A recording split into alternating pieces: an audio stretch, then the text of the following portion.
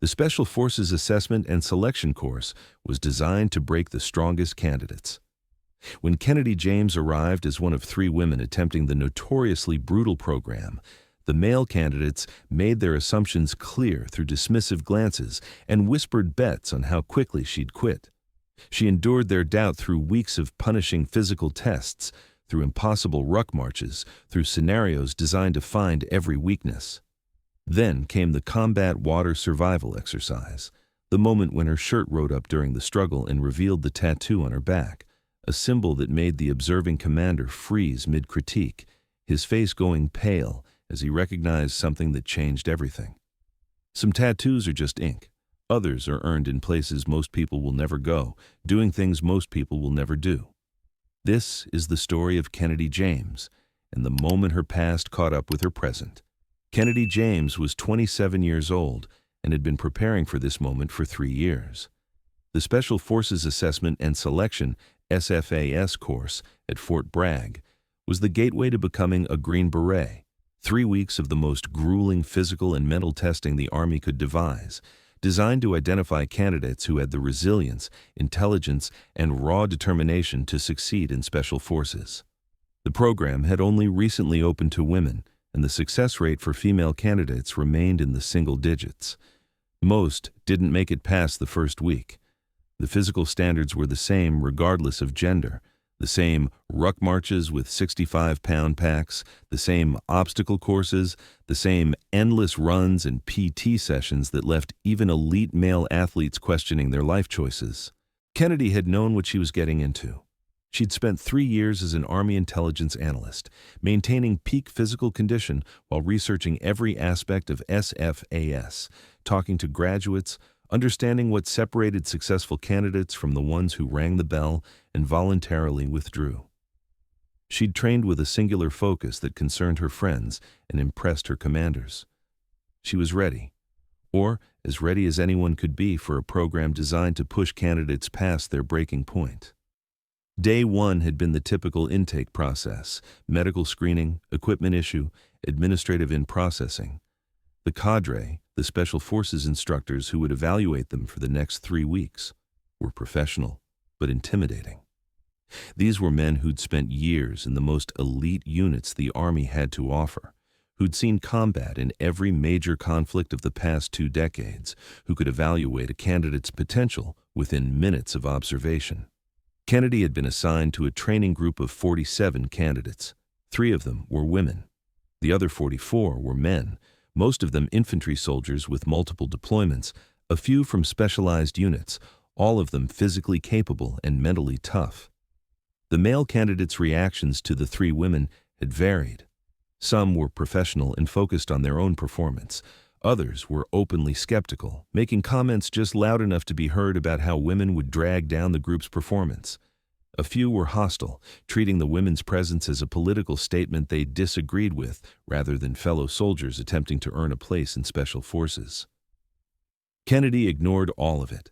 She'd dealt with skepticism before. Words didn't matter, only performance mattered. The first week had been a brutal introduction to SFAS standards, endless PT sessions starting at 0500, ruck marches with progressively heavier loads over increasingly difficult terrain, obstacle courses designed by people who clearly hated candidates. Land navigation exercises where getting lost meant adding miles to an already punishing movement. Team exercises where personality conflicts and leadership failures were evaluated as carefully as physical performance. Kennedy had performed well, not the fastest runner in the group, but solidly in the middle, not the strongest on pure lifting tasks, but capable of handling the ruck marches that destroyed candidates who relied on upper body strength over cardiovascular endurance. Good at land navigation, excellent at teamwork, able to function on minimal sleep and terrible food. The other 2 women had both withdrawn by day 5. One due to a stress fracture that made continuing physically impossible. The other had simply decided that 3 more weeks of this wasn't worth it, a voluntary withdrawal that the cadre accepted without comment or judgment. That left Kennedy as the only woman in a group of now 39 remaining male candidates. 8 had already dropped, unable to maintain the pace or unwilling to continue suffering. The male candidates' attitudes toward Kennedy had evolved slightly over the first week. Some had gained respect for her performance. Others doubled down on their skepticism, viewing her continued presence as a fluke that would end once the real testing began. A few had started actively trying to make her quit, nothing overt enough to get them removed from the course, just constant small efforts to undermine her performance or morale. Kennedy had noticed all of it and ignored most of it. The cadre were watching. They saw everything. If the harassment crossed a line, they'd handle it. Until then, dealing with hostile teammates was itself a test. Special Forces operators needed to work with people from different backgrounds and cultures, some of whom wouldn't want women on their teams. Proving she could function despite that opposition was part of proving she belonged. Week 2 had ramped up the intensity. Longer ruck marches, 12 miles with 65 pounds, became 15 miles with 75 pounds. PT sessions that left candidates vomiting in the woods, team exercises with increasingly complex problems designed to create conflict and leadership challenges. Less sleep, worse food, more pressure. The attrition continued. By day 10, the group was down to 31 candidates. Kennedy was still there, still performing, still proving that she belonged. Then came day 12, and the combat water survival exercise that changed everything. The exercise was designed to simulate an emergency water infiltration scenario. Candidates would enter water in full gear, conduct various swimming and survival tasks while wearing boots and uniforms, and demonstrate they could function in an environment where most people would panic and drown. The cadre had briefed the exercise at 0600. You'll enter the pool in full uniform and boots. You'll conduct a series of survival tasks including treading water, surface swimming, underwater swimming, equipment removal while submerged, and buddy rescue. This tests your ability to function in an environment where panic kills. We expect some of you to discover you're not as comfortable in water as you thought. That's fine. Better to learn that here than during an actual operation. Anyone can withdraw at any time by raising your hand and calling for cadre assistance. The pool at the Special Warfare Center was Olympic-sized and deep enough for the most challenging water training. 20 candidates would conduct the exercise simultaneously, while cadre observed from the pool deck and from underwater observation points. Kennedy had been in Group 2, along with 19 male candidates who varied in their swimming ability from former high school swimmers to infantry soldiers who'd grown up in landlocked states and barely knew how to tread water. The water was cold, deliberately kept at a temperature that added physiological stress to the psychological challenge of the exercise. Kennedy entered the water in her full Army combat uniform, boots laced tight, wondering how much the saturated clothing and footwear would drag her down. The answer, significantly. The moment she was fully submerged, her uniform became heavy and restrictive, the boots like anchors on her feet. But she'd trained for this, had spent hours in pools back home practicing exactly these scenarios. The treading water portion was manageable, the surface swimming more difficult with the drag of waterlogged clothing. The underwater swimming, holding breath while swimming the length of the pool underwater, was where candidates started to struggle. Several raised their hands and were extracted by cadre, having discovered their limit. The equipment removal task, stripping off boots and uniform items while underwater without surfacing, was where things went sideways for Kennedy. She'd removed her boots successfully, letting them sink to the bottom of the pool. She'd started working on her uniform top, trying to unbutton it while holding her breath underwater. The waterlogged fabric was resistant, the buttons difficult to manipulate while submerged and oxygen deprived. She got 3 buttons undone, needed to surface for air, came up breathing hard. Dove back down to finish the task, got the remaining buttons undone, started to pull the uniform top over her head. That's when it caught. The soaked fabric twisted as she tried to remove it, the sleeves inverting and catching on her arms. She was stuck halfway through removal, the uniform top covering her face and restricting her vision, her arms trapped above her head, unable to surface because the garment was preventing her from orienting herself properly. Panic tried to set in. Her lungs were burning. She couldn't see. She was disoriented underwater with fabric covering her head. Kennedy forced the panic down with trained discipline. She'd been in worse situations. She could handle this. She stopped fighting the uniform top and instead worked methodically to untangle it, using touch rather than vision to figure out how the fabric had twisted. It took 15 seconds that felt like minutes. Finally, she got one arm free, then the other, then pulled the uniform top off her head and let it sink. She surfaced, gasping for air, treading water while recovering. She'd been wearing a standard-issue army brown t-shirt under her uniform top. The t-shirt was soaked and clinging to her body, and with her arms raised while treading water, the t-shirt had ridden up in the back, exposing her lower back and the tattoo that she normally kept carefully covered.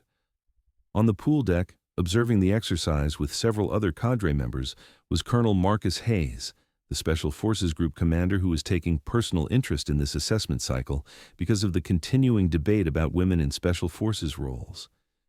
Hayes had been making notes on a clipboard, evaluating candidate performance with the experienced eye of someone who'd been through this program himself 20 years ago, and had spent subsequent years evaluating thousands of candidates.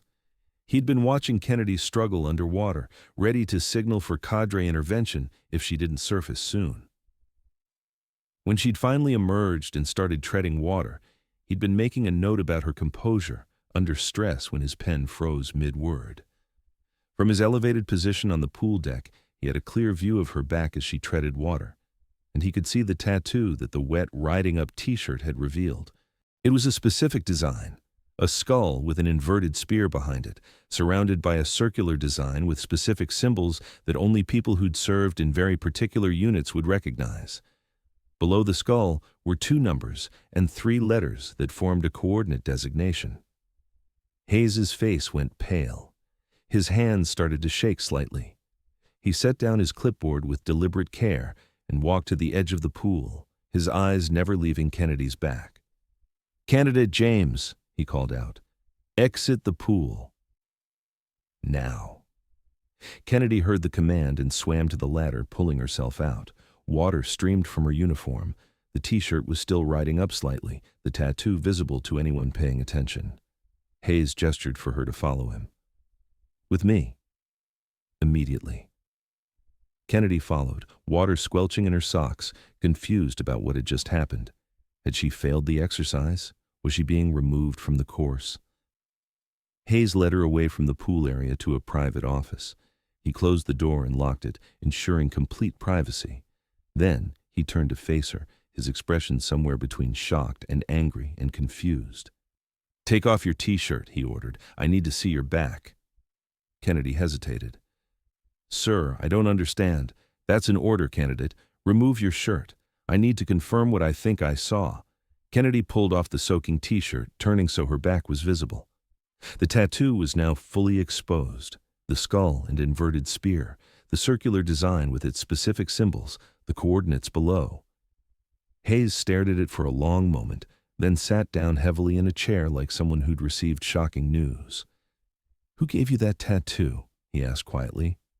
"I can't answer that, sir." "Can't or won't?" "Both, sir. That information is classified." Hayes laughed, but it wasn't a humorous sound. "Classified?" "Right. Because that's a tattoo that's only given to operators from a unit that doesn't officially exist, earned during operations that are never acknowledged, which means you couldn't possibly have it unless—" He trailed off, studying her face. "Unless you earned it." Kennedy remained silent, standing at attention while dripping pool water onto the office floor. "Those coordinates?" Hayes continued, pointing at the numbers and letters on the tattoo. "That's Berisha, Syria, October 2019, the operation that killed Abu Bakr al-Baghdadi, the ISIS leader. I know because I was the ground force commander for that operation, and I know that only Delta Force operators who participated in that specific raid were authorized to receive that commemoration tattoo." He stood up and walked around her, studying the tattoo from different angles. "But you couldn't have been on that operation because you would have been, 22 years old at the time? And Delta Force doesn't recruit 22-year-olds, and they especially don't recruit women because Delta wasn't accepting female applicants in 2019. "Sir, I can neither confirm nor deny any of that." Right, because it's all classified. Hayes returned to his chair. But here's what I know. That tattoo is real. I've seen enough of them to recognize authentic versus someone who got it as a fake, which means you earned it somehow, which means you were at Berisha, which means you were part of an operation that is classified at a level I don't even have full access to. He studied her face. You know what this means for your SFAS candidacy, right? If you have operational experience with that unit, you're overqualified for this selection. You shouldn't be here going through this program. You should be instructing it. With respect, sir, my previous assignment is classified and I can't discuss it. I'm here as a regular Army candidate attempting to earn a place in Special Forces. That's all I can say. Hayes shook his head. Unbelievable. Absolutely unbelievable. He pulled out his phone and made a call. This is Colonel Hayes. I need you to verify the security clearance and assignment history for a candidate. Last name James, first name Kennedy, currently in SFAS Cycle 24-07. He listened for a moment.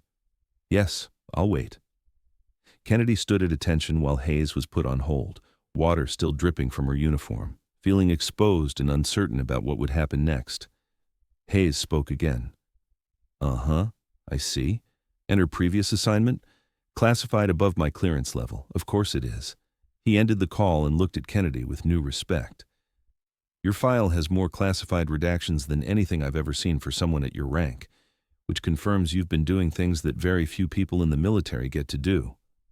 Sir, I'm not asking you to compromise operational security, Hayes interrupted, but I am going to ask you one question, and I need an honest answer.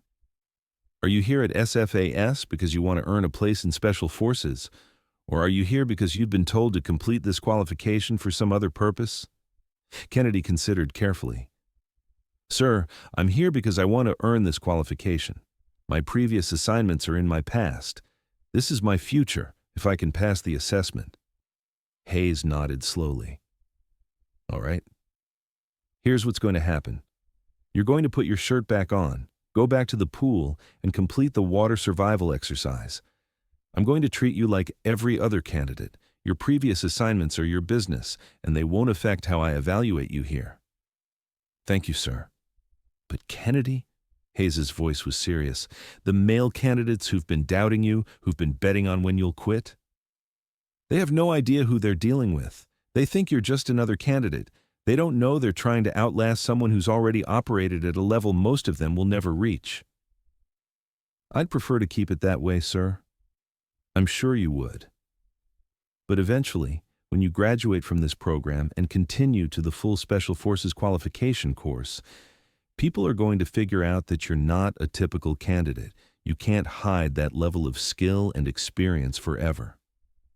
Kennedy returned to the pool, finished the water survival exercise without further incident, and continued with the SFAS program.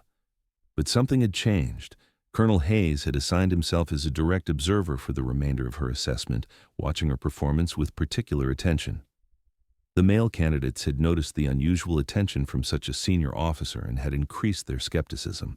Now they were convinced she was receiving favorable treatment because of her gender, that the Army was determined to push women through Special Forces regardless of performance. What they didn't know was that Hayes wasn't helping her. He was evaluating whether someone with her background and experience was truly committed to the SFAS process or was just going through the motions. Week 3 brought the culminating events, the most difficult tests of the entire program. 24-hour team exercises with minimal sleep and maximum stress, longer ruck marches that pushed even the strongest candidates to their limits, leadership assessments where candidates had to make decisions under pressure while exhausted and operating on problem sets designed to have no good solutions. Kennedy excelled at all of it. The physical challenges that broke other candidates were difficult but manageable for someone who'd trained at an even higher level. The mental challenges that caused others to panic were familiar problems to someone who'd operated in actual combat with real consequences. By day 18, the group was down to 21 candidates. Kennedy was still there, still performing, still proving she belonged. On day 19, during a nighttime land navigation exercise, Kennedy found herself grouped with three male candidates who had been among her most vocal skeptics. They'd been assigned to complete a particularly difficult route that required navigating through dense forest in complete darkness to reach multiple checkpoint locations scattered across 10 miles of rugged terrain. One of the candidates, a former ranger named Morrison who'd been betting since day one that Kennedy would quit, made his attitude clear from the start. "We need to move fast if we want to make the time standard. That means no stopping for anyone who can't keep up." "We're a team," Kennedy replied quietly. "We move at the pace the team can sustain. Team means everyone contributes equally. If someone can't keep up, they're dead weight. Then let's make sure everyone can keep up." Kennedy checked her map and compass. "I'll take point and navigate. Morrison, you cover rear security. We move together or we fail together." They moved through the dark forest, Kennedy navigating with the night vision equipment all candidates had been issued. The terrain was difficult. Steep hills, dense vegetation, creek crossings, areas where fallen trees and thick undergrowth made progress slow and exhausting. After 2 hours, one of the other candidates, a younger soldier named Chen, was struggling badly. He'd developed blisters that had opened and were bleeding into his boots. Every step was causing him visible pain. Morrison noticed. "Chen's slowing us down. We need to move faster or we won't make the time standard." "We're making fine time," Kennedy replied, checking her watch. "We have 6 checkpoints remaining and 4 hours to reach them. That's sustainable at our current pace. Not if Chen keeps slowing down." Kennedy moved back to check on Chen. His feet were in bad shape and his morale was worse. "I can't keep going like this," he admitted. "Every step feels like I'm walking on broken glass." "Can you walk at all?" Slowly, but not fast enough for the time standard. Kennedy made a decision. She handed her ruck to Morrison. "Hold this for a moment." Then she redistributed the weight from Chen's ruck into her own and Morrison's, reducing Chen's load to just his weapon and essential equipment. Morrison protested. "What are you doing? He needs to carry his own weight." "He will, but right now he needs relief so he can keep moving. We redistribute the load so the team can keep functioning. That's how teams work."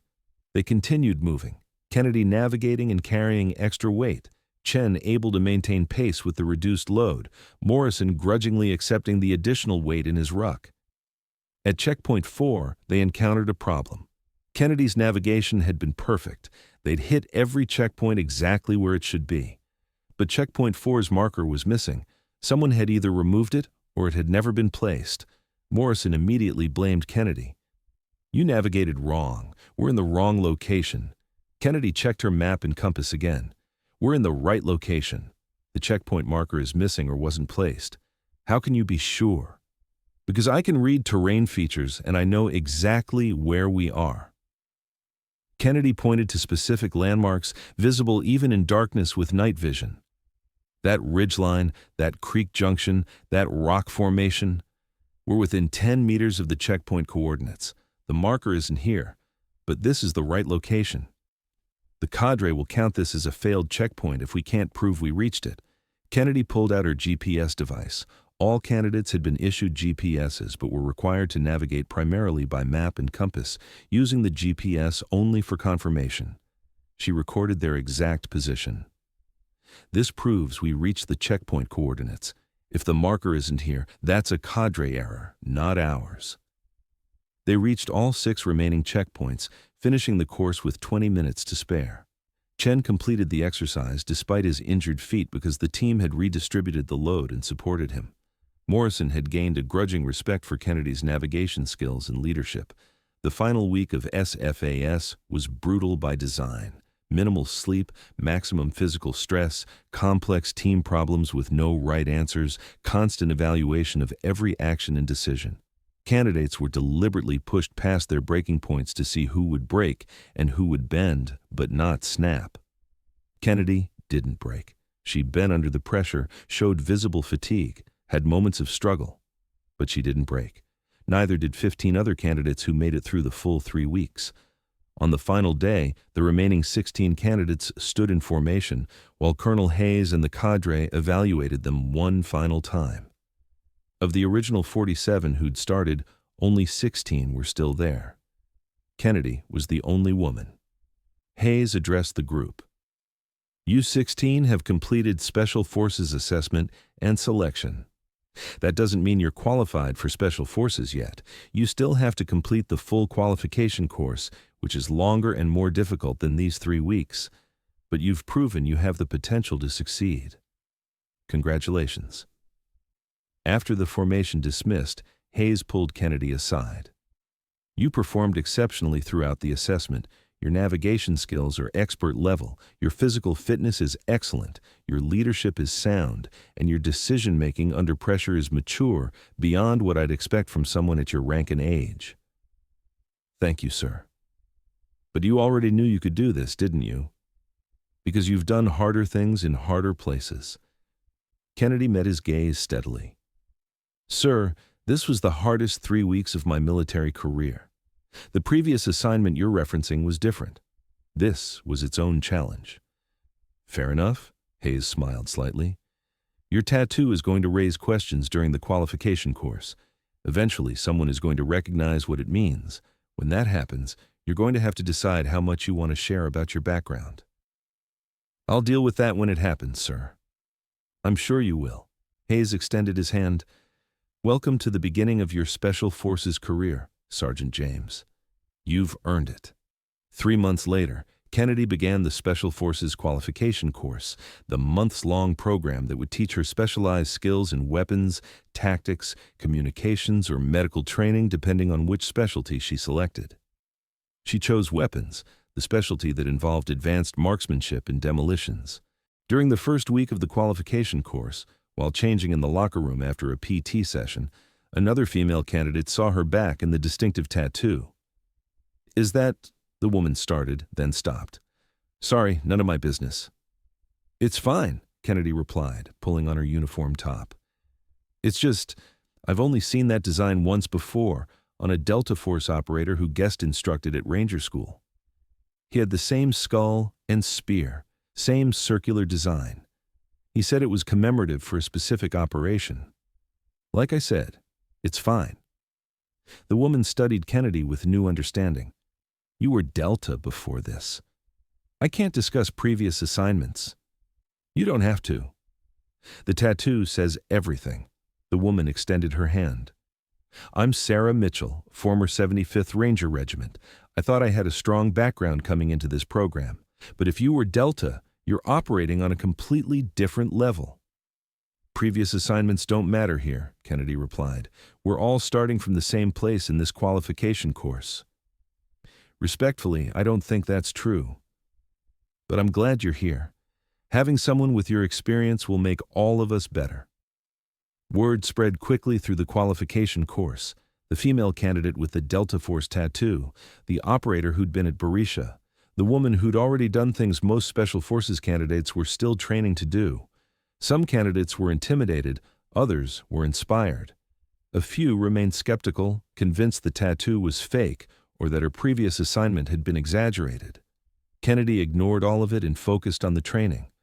The qualification course was teaching her new skills in a structured way that her previous training hadn't covered. She was learning to be a Green Beret, not replicating what she'd done before.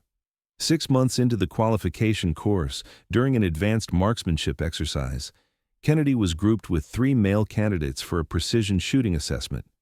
The exercise involved engaging targets at various distances from 100 to 800 meters, demonstrating proficiency with multiple weapon systems under time pressure. Kennedy engaged all targets with mechanical efficiency, hitting every shot within the required time standards. Her groupings were tight, her transitions between targets were smooth, her weapon handling was textbook. One of the candidates, a former Marine named Rodriguez, watched her shoot and shook his head in disbelief. Where did you learn to shoot like that? That's not regular Army marksmanship. I had good instructors. Delta Force instructors, another candidate clarified, right? That's where you came from. Kennedy safed her weapon and prepared to move to the next shooting position. My previous assignment is classified, but I'm here to learn Green Beret skills, same as all of you. So let's focus on the current training instead of past assignments. With respect, Rodriguez replied, You're not learning marksmanship. You're demonstrating a level of skill that the instructors are using as the example of standard. You're not a student in this block of training. You're a demonstration of what mastery looks like. The instructor, a seasoned Special Forces senior NCO named Wilson, had been observing the exchange. Rodriguez is right, James. Your shooting is at a level beyond what we're teaching in this course, which raises a question. Why are you here going through qualification when you clearly already have skills that exceed our standards? Because I want to earn this qualification properly, not have it given to me because of previous assignments, Kennedy replied. I could have tried to lateral transfer into Special Forces based on my background, but I wanted to go through selection and qualification like everyone else, to prove I belong here based on current performance, not past credentials. Wilson nodded. I respect that. But at some point, you're going to have to acknowledge that you're not a typical candidate. You're someone with unique experience who's choosing to start over. That's admirable, but it also means you have knowledge and skills that could benefit your teammates. Don't hide those skills out of some sense that you need to be just like everyone else. Kennedy considered this. Wilson was right. She'd been so focused on not standing out, not claiming special treatment, that she'd been minimizing the value she could bring to the team. Understood, Senior, she replied. I'll do better about sharing knowledge when it's relevant. Good. Now demonstrate that 800-meter shot again so these candidates can study your technique. The qualification course continued for another 4 months. Kennedy completed all requirements, graduated with honors, and was assigned to a Special Forces group as a newly qualified Green Beret. She was one of 3 women who'd completed the full qualification in her class, and the only one with the Delta Force background that made her presence simultaneously impressive and uncomfortable for some of the men in the unit. Her first team sergeant, a grizzled veteran named Thompson with 20 years in Special Forces, called her into his office on her first day with the team. I've read your file, both the unclassified version and the heavily redacted classified version, Thompson began, and I've talked to people who were at Berisha. The consensus is that you're legit, that you earned that tattoo on your back, and that you've operated at a level that most of my team members haven't reached yet. Senior, let me finish. Here's the problem. You're coming into my team as a junior member, but you have more operational experience than some of my senior operators. That creates a dynamic that we need to address head-on. You need to understand that having past experience doesn't mean you get to skip the process of learning how this team works. We have our own procedures, our own culture, our own way of operating. You'll need to adapt to that. I understand, Senior. But, Thompson continued, I'm also not going to waste your experience. When we're planning operations or training exercises, I expect you to contribute based on what you know. If you see us about to make a mistake that you've already learned from in previous assignments, speak up. Your knowledge is an asset to this team, not something to hide. Roger, Senior. And Kennedy? That tattoo on your back is going to create questions and comments. Some team members will respect it, others will resent it. A few will doubt it's real. You're going to need thick skin and patience while you prove yourself all over again. Can you handle that? Kennedy thought about 3 years of preparation. 3 weeks of SFS where male candidates had doubted her daily.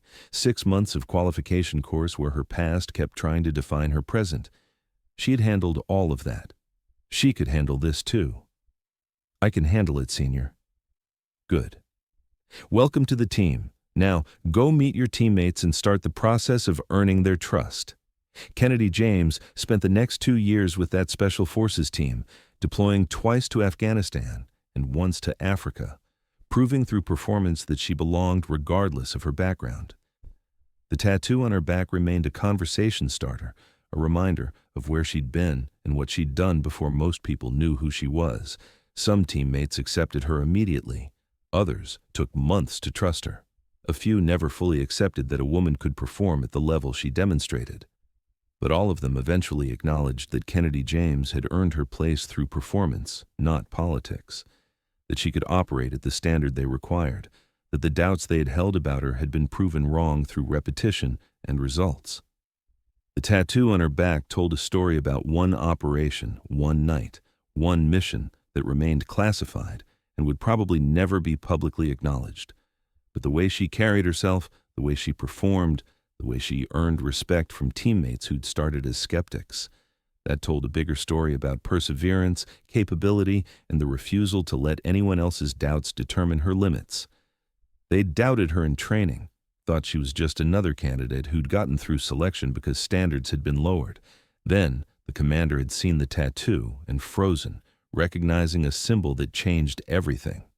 But the tattoo wasn't what made Kennedy James exceptional. It was just ink marking something she'd already done. What made her exceptional was what she continued to do, every day, every mission, every time someone doubted her, and she proved them wrong through performance. She'd been Delta Force before most people knew Delta Force accepted women. She'd been at Berisha before most people knew women had been at Berisha. She'd earned a tattoo that most operators would never receive. And then she'd started over, gone through selection and qualification, earned her place in Special Forces the same way everyone else had to earn it. Not because her past credentials didn't matter, but because she wanted to prove her future credentials mattered more. Some people rest on their past achievements. Kennedy James used hers as a foundation to build something even better. And the tattoo on her back? It was just a reminder that she'd already proven herself once. Now she was proving herself again, and she'd keep proving herself for as long as anyone doubted that she belonged. If this story moved you, don't forget to subscribe for more inspiring tales of courage.